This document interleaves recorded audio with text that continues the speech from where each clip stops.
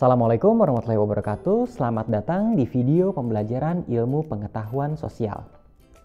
Baiklah anak-anak, pada video pembelajaran hari ini kita akan membahas tentang makna proklamasi kemerdekaan Indonesia. Untuk mengetahui makna proklamasi kemerdekaan Indonesia, Bapak akan menjelaskan dulu peristiwa menjelang proklamasi kemerdekaan Indonesia. Beberapa hari sebelum terjadinya proklamasi kemerdekaan Indonesia, ada peristiwa besar yang mengguncang Jepang pada saat itu, yaitu pada tanggal 6 Agustus 1945 di kota Hiroshima dan pada tanggal 9 Agustus 1945 di kota Nagasaki, Amerika Serikat menjatuhkan bom atom kepada negara Jepang. Hal ini merupakan balasan Amerika Serikat terhadap Jepang yang sebelumnya telah menjatuhkan bom ke pangkalan militer laut Amerika Serikat di Pulau Hawaii. Kemudian pada tanggal 9 Agustus 1945, Insinyur Soekarno, Muhammad Hatta, dan Dr. Rajiman Weddiodiningrat pergi ke Dalat, Saigon, negara Vietnam untuk bertemu dengan Marsekal Hisaichi Terauchi, seorang panglima besar tentara Jepang di Asia Tenggara.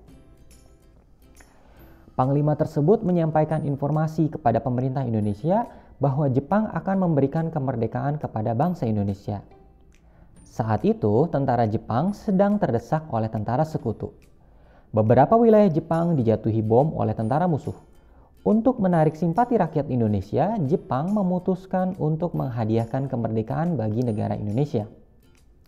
Namun, pertemuan antara Panglima Jepang dan pemerintah Indonesia justru memicu pertentangan di dalam negeri. Terjadilah perbedaan pendapat antara tokoh golongan tua dan golongan muda. Golongan muda tidak ingin kemerdekaan Indonesia diatur oleh Jepang. Mereka menginginkan proses kemerdekaan Indonesia disiapkan oleh bangsa Indonesia tanpa ada campur tangan asing. Sedangkan golongan tua memilih menunggu janji Jepang yang sebelumnya akan memerdekakan Indonesia. Karena adanya pertentangan antara golongan muda dan golongan tua pada saat itu, maka golongan muda memutuskan untuk menculik Insinyur Soekarno, Muhammad Hatta, serta Ahmad Subarjo ke Rengas Dengklok. Penculikan ini adalah upaya golongan muda untuk membujuk Insinyur Soekarno, Muhammad Hatta, serta Ahmad Subarjo untuk segera melaksanakan proklamasi kemerdekaan Indonesia tanpa campur tangan asing. Dalam peristiwa Rengas Dengklok ada beberapa tokoh yang terlibat. 3 di antaranya adalah tokoh yang merancang proklamasi kemerdekaan Indonesia. Tokoh yang pertama adalah Insinyur Soekarno atau yang lebih akrab disapa dengan nama Bung Karno. Beliau lahir di Blitar, Jawa Timur pada tanggal 6 Juni 1901 dan meninggal di Jakarta pada tanggal 21 Juni 1970. Beliau adalah Presiden pertama Republik Indonesia. Tokoh yang kedua adalah Dr. Andes Muhammad Hatta atau yang lebih akrab disapa sebagai Bung Hatta. Beliau lahir di Bukit Tinggi, Sumatera Barat pada tanggal 12 Agustus 1902. Beliau wafat di Jakarta pada tanggal 14 Maret 1980. Bung Hatta adalah Wakil Presiden pertama Republik Indonesia. Tokoh yang ketiga adalah Ahmad Subarjo Joyo Adi Suryo, lahir di Karawang, Jawa Barat pada tanggal 23 Maret 1896 dan wafat pada tanggal 15 Desember 1978. Beliau adalah Menteri Luar Negeri Indonesia yang pertama. Setelah peristiwa penculikan Rengas Dengklok, ketiga orang tersebut dibawa kembali ke Jakarta, tepatnya ke rumah Laksamana Tadashi Maeda di Jalan Imam Bonjol nomor 1. Di sanalah terjadi peristiwa penulisan teks proklamasi.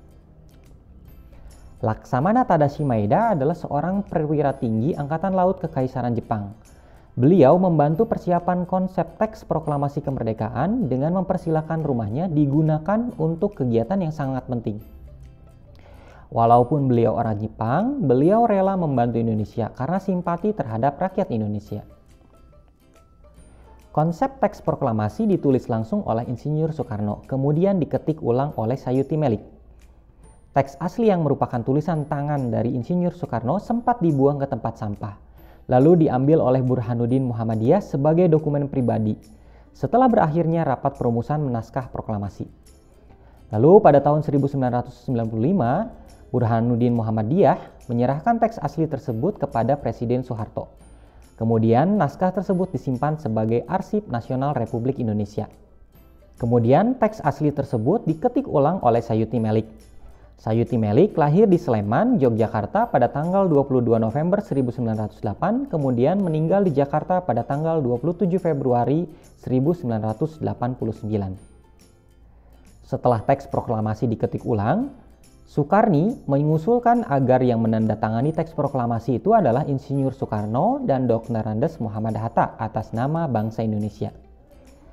Soekarni dengan nama lengkap Soekarni Kartodiwirjo lahir di Blitar, Jawa Timur, tanggal 14 Juli 1916. Beliau wafat di Jakarta pada tanggal 7 Mei 1971. Pada pagi harinya, yaitu pada hari Jumat 17 Agustus 1945, di kediaman Insinyur Soekarno, yaitu di Jalan Pegangsaan Timur nomor 56, tepat pukul 10 pagi, pembacaan proklamasi oleh Soekarno dan disambung dengan pidato singkat tanpa teks oleh beliau. Kemudian, bendera Sangsaka Merah Putih yang telah dijahit oleh Ibu Fatmawati berkibar.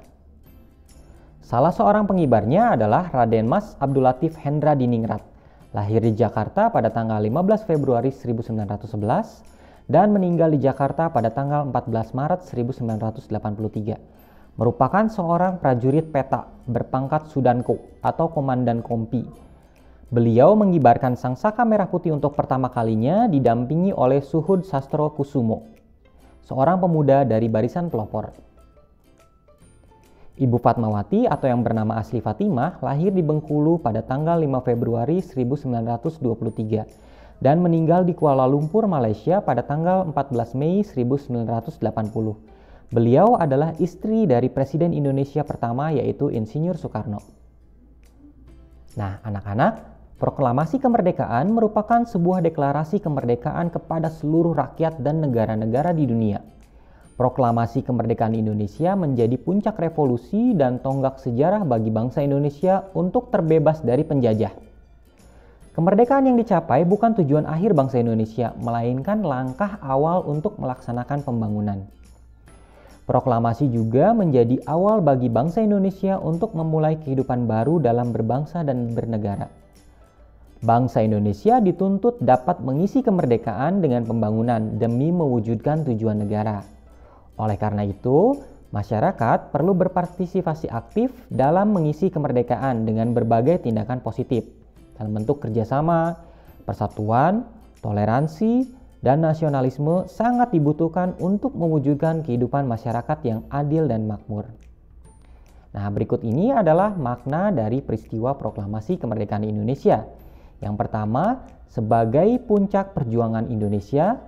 Kemudian yang kedua, pengakuan kepada dunia luar. Lalu yang ketiga, menaikkan martabat bangsa. Kemudian yang keempat, perjuangan sebagai negara baru. Dan yang kelima, tonggak sejarah negara Indonesia. Nah, anak-anak, demikian materi yang bisa Bapak sampaikan dalam video pembelajaran hari ini. Sampai bertemu lagi dalam video pembelajaran ilmu pengetahuan sosial berikutnya. Wassalamualaikum warahmatullahi wabarakatuh.